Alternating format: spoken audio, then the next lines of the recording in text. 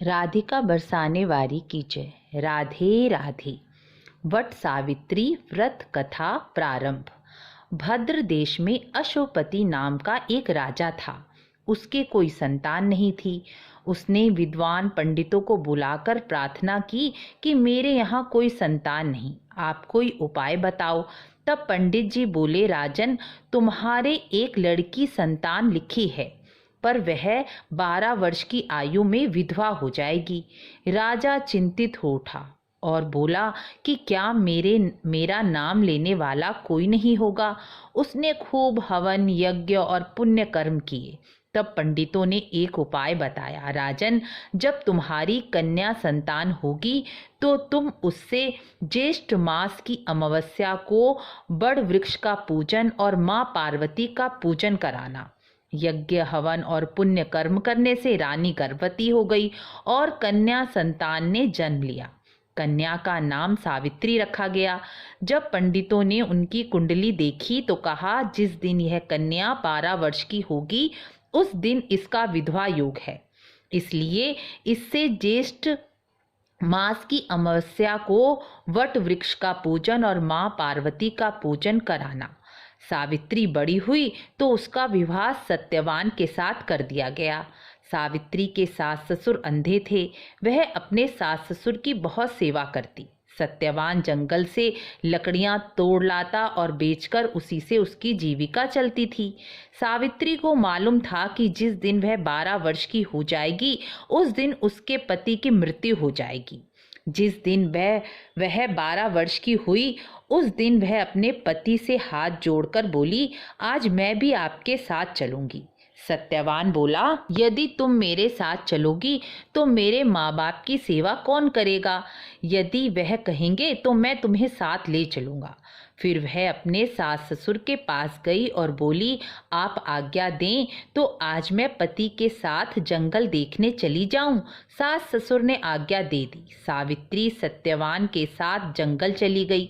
जंगल जाकर सावित्री लकड़ी तोड़ने लगी और सत्यवान पेड़ की छाया में सो गया।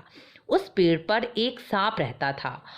उसने सत्यवान को डस लिया। सावित्री पति को गोदी में लेकर रोने लगी और माँ पार्वती को याद करने लगी। उसी समय माँ पार्वती महादेव के साथ उस मार्ग से जा रही थीं। सावित्री ने उनके चरण पकड़ लिए और बोली, मेरे पति को जिंदा कर दो। माँ पार्वती बोली, आप आज ज्येष्ठ कृष्ण पक्ष की वड़ अमावस है। तुम वट वृक्ष की पूजा श्रद्धा और प्रेम से करो। वट वृक्ष के पत्तों का गहना पहनो। सावित्री उसी समय वट वृक्ष की पूजा करने लगी। उसने वट वृक्ष के पत्तों के गहने बनाकर पहने।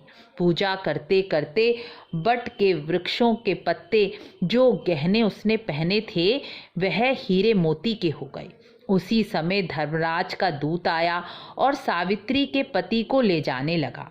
सावित्री ने उनके पैर पकड़ लिए। तब धर्मराज ने कहा, तुम कोई भी वरदान मांग लो। तब सावित्री ने कहा, मेरे माँ बाप के कोई पुत्र नहीं है, उनके पुत्र हो जाएं।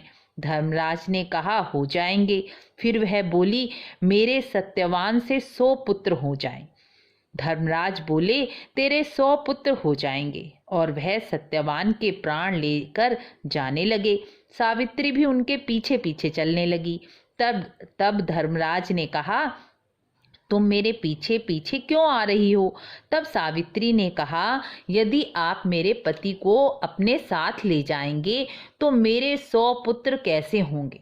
तब धर्मराज बोले, हे सती सावित्री, तुम्हारे भाग्य में सुहाग नहीं था, लेकिन माँ पार्वती और बड़ अमावस के दिन वट वृक्ष का पूजन करने से तेरा पति जीवित हो जाएगा।